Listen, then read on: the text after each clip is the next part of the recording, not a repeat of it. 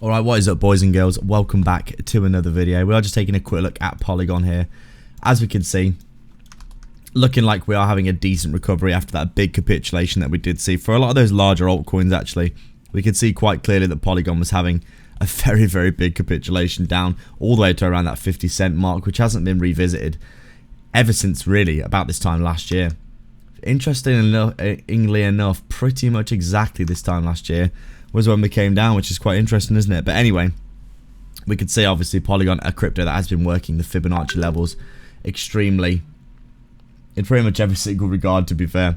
Pretty obvious that we've been having a very continuous and consistent working of the Fibonacci's. These have been very strong and highly correlative with the price action of Polygon. You can see the fib pull from the high of the bull market down to the current low of this bear market, and you can see obviously resistance and support here, bouncing between that 0.38 at 75 cents and that 0.50 at $1.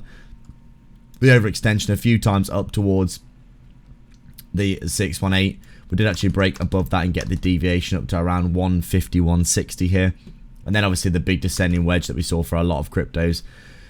Resistance, support, resistance, support, resistance. A big rollover down to that 50 cent-ish level, down at the low there.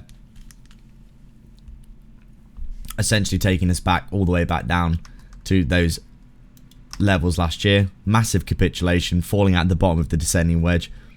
And then we kind of made our way up here, grinding to the upside in the kind of this ascending wedge pattern. But actually, we broke to the upside in the end. And you can see here now, we've actually come back above the descending wedge and currently trying to retest that 75 cent level as resistance. So, interesting times right now for Polygon. I'm actually tempted to.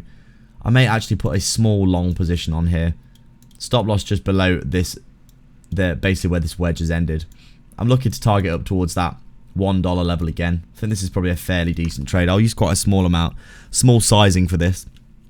But I do think that it's quite likely that we could see ourselves heading up from this level if we can backtest this area cleanly and get a bounce.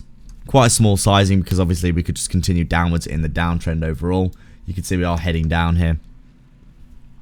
But I do think it's probably fairly likely that now that we've deviated so far past this area and come back to test it, especially with the deviation above the descending wedge as well, we could see ourselves having a bounce. So that's my analysis for today, guys, and the trade that I'm going to be putting in. We'll see how this plays out over the next week or so. As always, thank you very much for watching. Leave a comment down below, like and subscribe. Support the channel any way you can, and I'll catch you in the next video.